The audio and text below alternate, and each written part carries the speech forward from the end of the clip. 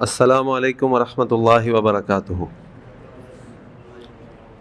نحمدہ ونصلی علی رسولہ الکریم، اما بعد، اعوذ باللہ من الشیطان الرجیم، بسم اللہ الرحمن الرحیم۔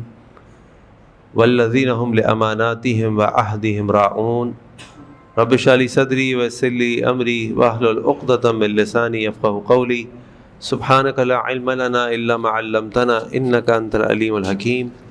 اللہم ارنا الحق حقا وارزقنا اتباعہ وارنا الباطل باطلا وارزقنا اجتنابہ، آمین یا رب العالمین۔ ابن اسحاق ایک بہت بڑے مورخ گزرے ہیں۔ انہوں نے اپنی کتاب میں لکھا ہے کہ نبی کریم صلی اللہ علیہ وسلم کی عمر جب 35 سال تھی، یعنی نبوت کی بعثت سے پہلے، تو قریش کے لوگوں نے خانہ کعبہ کو ہدم کیا اور پھر اس کو دوبارہ تعمیر کرنا شروع کیا۔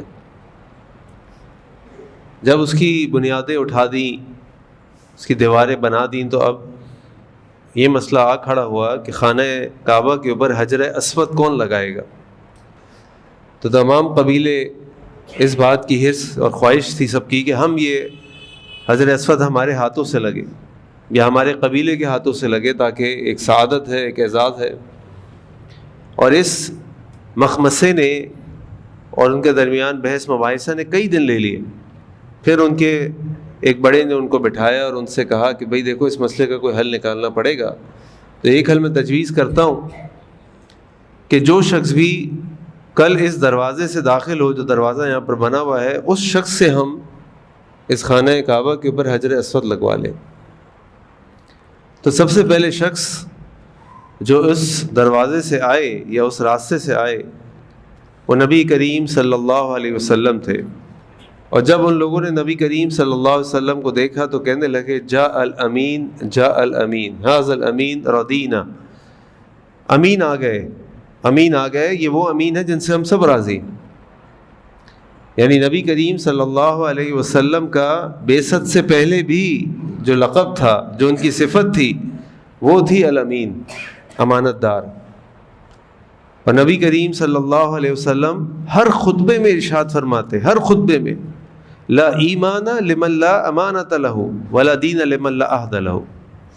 اس شخص کا ایمان نہیں ہے جس کے پاس امانت داری نہیں ہے، اور اس چیز کا دین نہیں، اس کے پاس دین نہیں ہے اس شخص کے پاس جس کے پاس وعدوں کا پاس نہیں ہے۔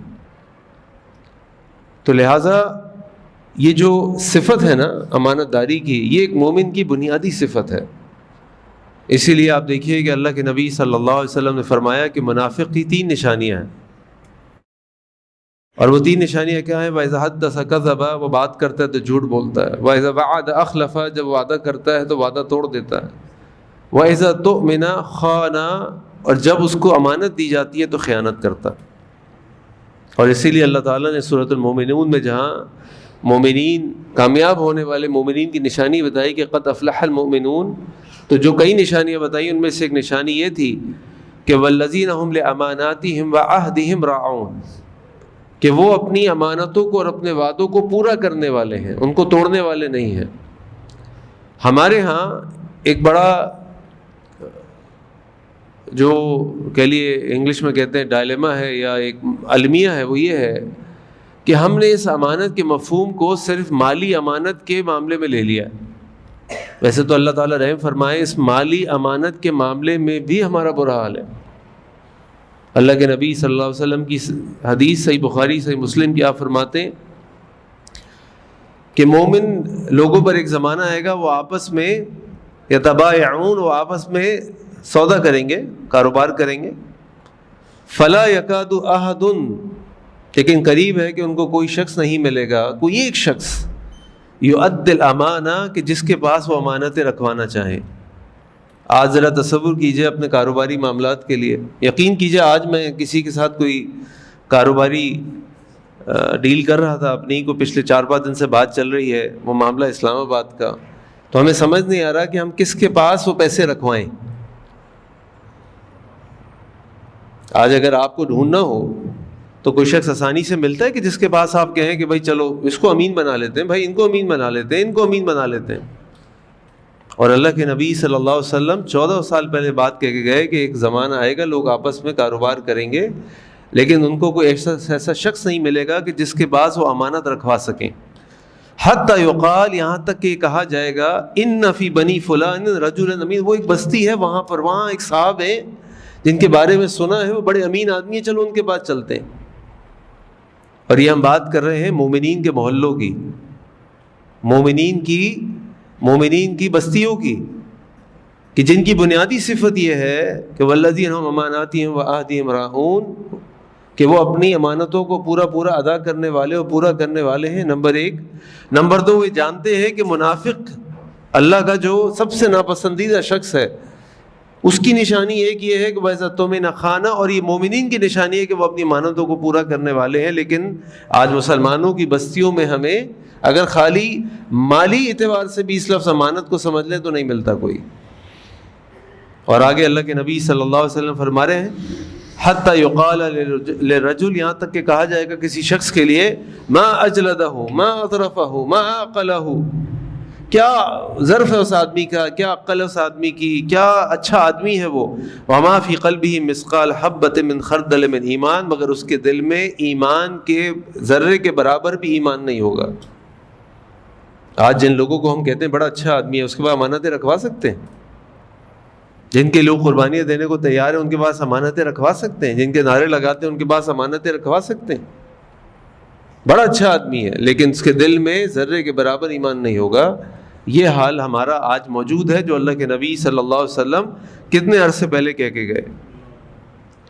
تو یہ جو امانت ہے اس کا تعلق صرف مالی معاملات سے نہیں ہے، اس کا تعلق انسان کی پوری زندگی سے ہے، پوری زندگی سے ہے. آپ دیکھیے، آپ نے موسیٰ علیہ السلام کا واقعہ پڑھا اور سنا ہوگا کہ موسیٰ علیہ السلام جب مدین چلے گئے، فرعون کی قوم ان کے پیچھے لگی، ان کی جوانی میں وہ مدین جا کے چلے گئے، درخت کے نیچے بیٹھے ہیں. انہوں نے دیکھا سامنے کنواں ہے یا سامنے کوئی پانی کی جگہ ہے جہاں پہ اس بستی کے لوگ آ کے پانی پلا رہے ہیں. وہاں دیکھا 2 لڑکیاں ہیں جو بیچاری اس ہجوم کے اندر پریشان ہیں اپنی حیا اور اپنے پردے کو سنبھالتے ہوئے کہ کس طرح آگے بڑھیں اور اپنے جانوروں کو پانی پلائیں. موسیٰ علیہ السلام تھوڑی دیر بیٹھے دیکھتے رہے. موسیٰ علیہ السلام اٹھے اور پھر آگے گئے اور ان خواتین سے پوچھا ما خطبکما، کیا مسئلہ ہے آپ دونوں کا؟ انہوں نے کہا جی ہمیں پانی پلانا ہے، ہماری سمجھ نہیں آ رہا ہم کیسے آگے جائیں. انہوں نے کہا ٹھیک ہے. جا کے ان کے جانوروں کو پانی پلایا اور ان کو پانی پلا کے ان کے حوالے کیا اور وہ خواتین چلی گئیں. جب خواتین چلی گئیں تو جا کے ان کے والد کو انہوں نے اپنا پورا واقعہ سنایا اور پھر والد کو کیا کہا، یا ابتی، اے پیارے ابو جان، ان خیر من استاجرت، ابا جان سب سے بہترین اجرت پانے والا مزدور تو وہ ہے جو القوی الامین ہے، جو قوی اور امین ہے. اب موسیٰ علیہ السلام نے وہاں کوئی مالی معاملہ تو نہیں کیا تھا، موسیٰ علیہ السلام نے وہاں کوئی مالی معاملہ تو نہیں کیا تھا، موسیٰ علیہ السلام نے تو ان کی مدد کی تھی. لیکن جب ان کی مدد کی تو موسیٰ علیہ السلام کی آنکھوں میں انہوں نے دیکھا امانت دار آدمی ہماری طرف نگاہ اٹھا کر نہیں دیکھتا، اس نے نیکی کرتے وقت ہم سے کوئی لالچ نہیں کیا. یہ امین ہے، امین. اور یہ جو لفظ امین ہے نا، یہ امانت لفظ نکلا ہے امن سے. اس کا معنی یہ ہوتا ہے کہ امن اور مطمئن کر دینا، مامون کر دینا. یعنی جو شخص آپ کے پاس امانت رکھوا رہا ہے تو امانت لینے والا امانت دینے رکھوانے والے کو یہ یقین دلا دے، یا اس کو یقین ہو کہ اب اس شخص سے نہ مجھے کوئی تکلیف پہنچے گی، نہ کوئی دغا دے گا، نہ کوئی دھوکہ دے گا، نہ کوئی مجھے جانی مالی نقصان پہنچائے گا. ہر طریقے سے وہ امن میں اور اطمینان کے اندر داخل ہو جاتا ہے. نبی کریم صلی اللہ علیہ وسلم آپ جانتے ہیں کہ نبوت سے پہلے مکے والے ان کو کیا کہتے تھے؟ کون بچہ بتائے گا مجھے؟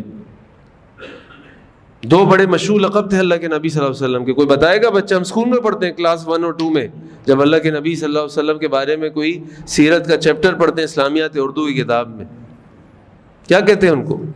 الصادق اور الامین. الصادق الامین. اللہ کے نبی صلی اللہ علیہ وسلم کا لقب امین تھا، امانت دار. اور جب اللہ کے نبی صلی اللہ علیہ وسلم نے اسلام کی دعوت پیش کی، آپ جانتے ہیں کفار مکہ کے ساتھ ان کے ساتھ کیا معاملہ کیا، کتنی شدید ان پہ تشدد کیا، نقصان پہنچایا، تکلیفیں دیں. اور جب نبی کریم صلی اللہ علیہ وسلم ان سارے حالات سے پریشان ہو کر جب اللہ تعالیٰ نے ان کو اجازت دی کہ وہ مدینہ ہجرت کرنے جائیں کر لیں، تو جس وقت مدینہ ہجرت کے لیے نکلے تو حضرت علی کو اپنے گھر چھوڑ کر گئے. اور حضرت علی کو گھر چھوڑ کر کیوں گئے؟ حضرت علی سے کہا کہ علی، یہ مکے والوں کی امانتیں میرے پاس رکھی ہیں، میں جا رہا ہوں، صبح اٹھ کر یہ امانتیں ان کو واپس کر دینا. یعنی پہلا تو آپ یہ دیکھیے کہ اللہ کے نبی صلی اللہ علیہ وسلم اس حالت میں بھی اپنے دشمنوں کی امانتیں اپنے پاس رکھتے تھے، اور ان کے دشمنوں کو، مکہ کے لوگوں کو پتہ تھا کہ کچھ بھی ہو جائے محمد اپنی امانتوں کو نہیں توڑے گا صلی اللہ علیہ وسلم. کچھ بھی ہو جائے، اس کی جان کے بھی لالے پڑ جائیں، ہماری امانت ضائع نہیں ہوگی، ہماری امانت ضائع نہیں ہوگی. یہ ایک مومن، یہ اللہ کے نبی صلی اللہ علیہ وسلم کا اسوہ ہے. اللہ کے نبی کا اسوہ صرف نماز نہیں ہے، اللہ کے نبی کا اسوہ صرف روزے رمضان اور حج اور عمرہ نہیں ہے. اللہ کے نبی صلی اللہ علیہ وسلم کا اسوہ اللہ کے نبی صلی اللہ علیہ وسلم کی پوری زندگی ہے، جس کے اندر عبادات بھی ہیں، جس کے اندر معاملات بھی ہیں، جس کے اندر تعلقات بھی ہیں، جس کے اندر دشمن بھی ہیں، دوست بھی ہیں، گھر والے بھی ہیں، باہر والے بھی ہیں. اللہ کے نبی صلی اللہ علیہ وسلم الصادق الامین. اور اللہ کے نبی صلی اللہ علیہ وسلم کے صحابی عبداللہ ابن مسعود رضی اللہ عنہ بیان فرماتے، اولا ما تفقدون من دینکم، سب سے پہلی چیز جو تم اپنے دین میں گم پاؤ گے، الامانہ، یہ امانت ہوگی. وآخر ما یبقى من دینکم الصلاۃ، سب سے آخری چیز جو تم لوگوں میں پاؤ گے وہ نماز ہوگی، نماز پڑھتے ہوں گے. ولا یصلین قوم، اور لوگ نمازیں پڑھیں گے، لا دین لہم، لیکن ان کے پاس دین نہیں ہوگا. نمازیں پڑھیں گے، دین نہیں ہوگا. اور دین ہم نے پڑھ لیا، لا دین لمن لا امانۃ لہ، جس کے پاس امانت نہیں ہے اس کے پاس دین نہیں ہے. یہ امانت ہے. تو امانت صرف مالی معاملات کا معاملہ نہیں ہے، بلکہ ہم تو اللہ تعالیٰ رحم فرما دے، ہم تو اس میں بھی بہت برے ہیں، ہم تو اس میں بھی بہت برے ہیں. تو یہ امانت زندگی کے ہر شعبے میں ہے. یہ امانت اللہ تعالیٰ کے اوامر و نہی کے معاملے میں ہو، یعنی اللہ تعالیٰ کے احکامات، اس کی عبادات، اس کے فرائض، اس کی منع کردہ جو چیزیں ان میں ہوں. اللہ تعالیٰ قرآن میں فرماتے ہیں سورہ نساء کے اندر، ان عرضنا الامانۃ علی السماوات والارض، ہم نے اس امانت کو آسمانوں اور زمین پر پیش کیا، فابینا، انہوں نے انکار کر دیا، ان یحملنها، کہ ہم اس امانت کو اٹھائیں گے، واشفقنا منها، اور وہ ڈر گئے، نہیں بھائی اس امانت کو ہم نہیں اٹھا سکتے. وہ کیا امانت ہے؟ وہ امانت ہے زمین پر خلافت کی امانت. وہ امانت ہے کہ اللہ تعالیٰ کے احکامات کو پورا کرو گے تو جنت ملے گی، اللہ تعالیٰ کی نافرمانی کرو گے تو جہنم ملے گی. انہوں نے کہا ہم نہیں اٹھاتے، نہ آسمان، اتنا بڑا آسمان، کہتا ہے ڈرنے لگا، ہم نہیں اٹھائیں گے. زمین ڈرنے لگی، کہا کہ ہم نہیں اٹھائیں گے. لیکن اللہ تعالیٰ نے جب آدم علیہ السلام کو تخلیق کیا اور آدم علیہ السلام کو یہ آفر دی، پیشکش کی، آدم علیہ السلام نے قبول کر لی. وَحَمَلَهَا الْإِنسَانُ، اور انسان نے اس کو اٹھا لیا. إِنَّهُ كَانَ ظَلُومًا جَهُولًا، بے شک انسان تو بڑا ہی ظالم اور جہالت لڑنے والا ہے اور اس طرح کی باتیں کرنے والا. اب سوال ہی پیدا ہوتا ہے کہ اللہ تعالیٰ یہ بھی کہہ رہے ہیں کہ انسان جو ہے وہ ظالم ہے، لیکن اس کے باوجود اس نے اٹھا لیا. تو یہ کیوں اٹھا لیا اور کیوں انسان ظالم ہے؟ اس کے بارے میں مفسرین نے لکھا کہ اس کے اندر جہاں اللہ تعالیٰ یہ بات کہہ رہے ہیں کہ انسان ظالم ہے، کیونکہ اللہ جانتے ہیں کہ پھر وہ اس امانت کا حق کیسے ادا کرے گا، اس امانت میں کتنی خیانت کرے گا. لیکن ساتھ ساتھ اس کے اندر انسان کی ایک اچھائی بھی ہے کہ انسان اللہ تعالیٰ کی ذمہ داری کو لینے کے لیے تیار ہے. انسان کے اندر تعالیٰ نے یہ صلاحیت رکھی ہے. انسان جو ہے وہ جنت کا متلاشی ہے، وہ چاہتا ہے وہ جنت میں چلا جائے. تو اس جنت کی تلاش میں اس نے اس امانت کو لے لیا. لیکن کئی مسلمان، کئی انسان ایسے ہیں جو جاہل ہیں، ظالم ہیں اور اس امانت کا حق ادا نہیں کرتے. تو اس میں علماء نے لکھا یہ جو لفظ اللہ تعالیٰ نے استعمال کیا، یہ تو ایک امانت تھی نا کہ زمین کی خلافت لے لو، لیکن یہاں اللہ تعالیٰ نے جمع کا صیغہ کیوں استعمال کیا؟ یہ تو امانت ہے. اللہ تعالیٰ نے استعمال کیا الامانہ. اس کے بارے میں مفسرین نے لکھا کہ اس کا معنی یہ ہے کہ امانت صرف کوئی ایک چیز نہیں ہے، بلکہ پوری زندگی انسان کی امانت ہے. اس زندگی کے اندر اللہ تعالیٰ کے احکامات کی پابندی بھی ہے. یہ جو اعضاء اللہ تعالیٰ نے ہم کو دیے ہیں، یہ اعضاء جو ہم کو اللہ تعالیٰ نے، یہ بھی اللہ کی امانت ہے. ان اعضاء کو ہم کیسے استعمال کرتے ہیں، ان ہاتھوں کو، ان ٹانگوں کو، ان آنکھوں کو، ان آنکھوں سے خیانت تو نہیں کرتے. ان ٹانگوں سے کوئی ایسے کام کی طرف تو نہیں جاتے جو اللہ نے منع کیا ناپسندیدہ ہو. ان ہاتھوں سے کوئی ایسی چیزوں کو ہاتھ تو نہیں لگاتے جن کو ہاتھ لگانا منع ہو, جن کی طرف بڑھنا ہاتھ لگا کے منع ہو. یہ زندگی امانت ہے. جبھی تو اللہ کے نبی صلی اللہ علیہ وسلم نے کہا کہ قیامت والدین ابن آدم کے قدم اللہ رب العزت کے آگے سے نہیں اٹھ سکیں گے جب تک وہ 5 سوالات کے جواب نہیں دے گا. 5 سوالات کیا ہیں؟ یہ زندگی کہاں لگائی؟ اب امانت ہے تو سوال ہوگا نا. اور ہم میں سے کون ہے جو اپنی مرضی سے زندگی حاصل کر کے اس دنیا میں آیا ہو؟ تو اللہ نے بھیجا. یہ جوانی کہاں کھپائی؟ یہ جوانی بھی اللہ نے دی, اس جوانی کی طاقت بھی اللہ نے دی. اور بعض اوقات اللہ تعالیٰ عمر دے دیتا, جوانی والی طاقت نہیں ہوتی. میں کچھ دن پہلے کپڑے لینے گیا اپنے بیٹے کے ساتھ. میرا بیٹا ماشاءاللہ 17.5 سال کا ہے. تو جیسے کپڑے لیتا ہوں اس سے ہنسی مذاق ہے, کافی ٹائم ہو گیا, میری عمر کا ہی ہے. تو کہنے لگا میرا بیٹا بھی اتنا ہی بڑا ہے ماشاءاللہ, بس کی طبیعت ٹھیک ہوتی نا تو وہ حافظ اور عالم بن جاتا. میں نے کہا کیا ہوا تمہارے بیٹے کو, کیوں نہیں بن سکتا حافظ اور عالم؟ اس نے مجھے اپنے بیٹے کی فوٹو دکھائی موبائل پہ, خوبصورت بچہ, لیکن کہتا ہے کہ اس کے جسم میں طاقت نہیں ہے, طاقت ہی نہیں ہے جسم میں. اس لیے حفظ کر رہا تھا تو مجھے لگا کہ اس کا پریشر اتنا پڑے گا کہ کہیں یہ ایگزاسٹ نہ ہو جائے, کہیں یہ ختم نہ ہو جائے, بس بیٹھا رہتا ہے یوں, طاقت ہی نہیں ہے. جوان 17-18 سال کا بچہ, میں نے شکل دیکھی تو ایسا لگا جیسے نارمل بچہ ہوتا ہے, لیکن جسم میں جان نہیں ہے. یہ زندگی کس نے دی؟ اللہ نے دی. یہ امانت ہے. پھر تیسرا سوال, یہ مال کہاں سے کمایا اور مال کہاں خرچ کیا؟ یہ مال بھی امانت ہے. یہ مال ہم اپنی مرضی سے نہیں کماتے, یہ مال اللہ ہم کو دیتے ہیں. ہم اس مال کے امانت دار ہیں. اس کو انگلش میں کہتے ہیں آپ کسٹوڈین ہیں. آپ not the owner of this wealth, you are only the custodian. You will be asked, آپ سے پوچھا جائے گا کہ مال کہاں سے کمایا, اور سیونی کہاں سے کمایا, کہاں خرچ کیا. اس لیے تو حکم ہے اسراف نہ کرو, فضول خرچی نہ کرو. فضول خرچی کرنے والے شیطان کے بھائی ہیں. کیوں؟ ورنہ مال میرا تھا, میری مرضی.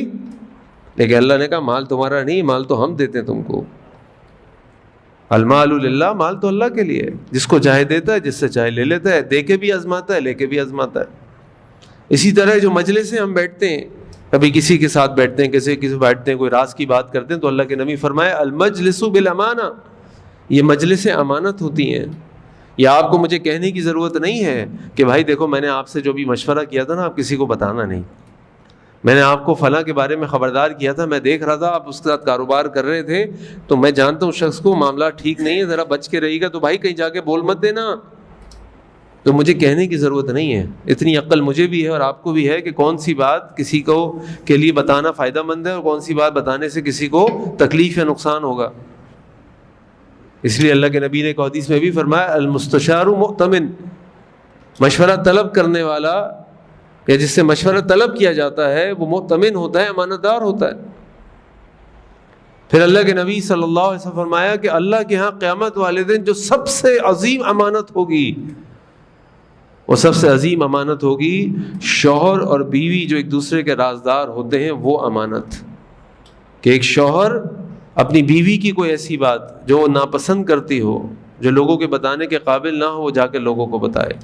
اور بیوی اپنے شوہر کی ایسی بات جو بتانے کے قابل نہ ہو یا شوہر ناپسند کرتا ہو, وہ جا کر کسی اور کو بتائے. یہ بھی امانت ہے. اور مسلمانوں کی امانت کہ کیا کہنے. حضرت ابو عبیدہ رضی اللہ عنہ نے جب ہمس فتح کیا, شام کے وہ گورنر تھے, ہمس فتح کیا, تو پتہ چلا کہ جو بازنطینی قوم ہے ان کی طرف سے ارادہ ہوا ہے کہ وہ اس علاقے پہ حملہ کریں گے. ابو عبیدہ کو پتہ چلا کہ بہت بڑی تعداد میں فوج آ رہی ہے اور ان کے پاس بہت کم سپاہی ہیں. وہ اس علاقے پہ قبضہ کر چکے تھے, وہاں پہ اپنا سسٹم قائم کر چکے تھے, وہاں کے غیر مسلموں سے فدیہ جو خراج ہے وہ لے چکے تھے. جب ان کو یہ ہوا, انہوں نے اسٹریٹجی بنائی کہ ہمیں علاقہ چھوڑ دینا چاہیے کیونکہ ہمیں اس وقت مقابلے نہیں کرنا کیونکہ نقصان ہو سکتا ہے. انہوں نے شہر کے مرکز میں سب لوگوں کو جمع کیا اور لوگوں کو جمع کر کے اعلان کیا کہ لوگوں, میں نے تم لوگوں سے جو جزیہ لیا تھا وہ میں تم سب کو واپس کرتا ہوں, کیونکہ اب میں علاقہ چھوڑ کر جا رہا ہوں اور ہم تمہارے حقوق کی حفاظت نہیں کر سکتے, لہٰذا اپنا جزیہ واپس لے لو. یہ کیوں کر رہے تھے؟ کیونکہ امانت کا حق ادا کرنا تھا. وہ جانتے تھے لا دین لمن لا امانت لہ، لا ایمان لمن لا امانت لہ. یہ امانت کا مفہوم ہے، یہ امانت کی اہمیت ہے، یہ امانت کا پورا کرنا ہے جو ایک مسلمان کی بنیادی صفت ہے، صفات المومنین میں سے ہے، اور یہ منافق کی نشانی ہے کہ وہ اپنی امانتوں کو ادا نہیں کرتا. تو اپنی بات ختم کرتے ہوئے آپ کے سامنے اللہ تعالیٰ کی آیات رکھتا ہوں کہ اِنَّا عَرَضْنَا الْأَمَانَةَ عَلَى السَّمَاوَاتِ وَالْأَرْضِ فَأَبَيْنَ أَن يَحْمِلْنَهَا وَأَشْفَقْنَ مِنْهَا وَحَمَلَهَا الْإِنسَانُ. انسان نے اس امانت کو اٹھایا. اللہ تعالیٰ فرماتے وَالَّذِينَ هُمْ لِأَمَانَاتِهِمْ وَعَهْدِهِمْ رَاعُونَ، یہ اپنی امانتوں کو اور اپنے وعدوں کو پورا کرنے والے ہیں. تو اپنی امانتوں کو پورا کیجئے. امانتوں کو جو حقیقی مفہوم ہے اس کو سمجھیے. اس سے مراد صرف مالی امانت نہیں ہے، اس سے مراد زندگی کے تمام معاملات ہیں. اور اللہ تعالیٰ سے دعا کریں کہ اللہ ہمیں ایسا کردار دے، ایسا ایمان دے، ایسا مومن بنائے کہ لوگ ہم سے کہیں کہ بھائی آپ ہمارے موتمن بن جائیں، آپ ہمارے لیے امانت سنبھال لیں، آپ جو ہے ضامن بن جائیں. یہ ایک مسلمان کی، یہ تو ہمارا معاشرہ ایسا ہونا چاہیے کہ ہمیں ہر دوسرا بندہ مل جائے کہ یار بھائی ذرا آپ بیٹھ کے یار فیصلہ کرا دیں، بھائی آپ کے پاس جو ہے وہ آپ کو ضامن بنائے تھے، آپ ان کی ضمانت لے لیں. آج نہ ضامن ملتے ہیں نہ ضمانت لینے والے ملتے ہیں. کس پہ اعتبار کریں گے؟ اور یہ ہمارے کردار کی عکاسی ہے. ہم سب پریشان ہیں نا، کوئی معاملہ ہو تو ہمیں اعتبار نہیں ہوتا کہ یہ شخص ہمارا پیسہ واپس دے گا یا ہمارا راز رکھ لے گا، اس کے ساتھ ہم کوئی بات کر سکتے ہیں.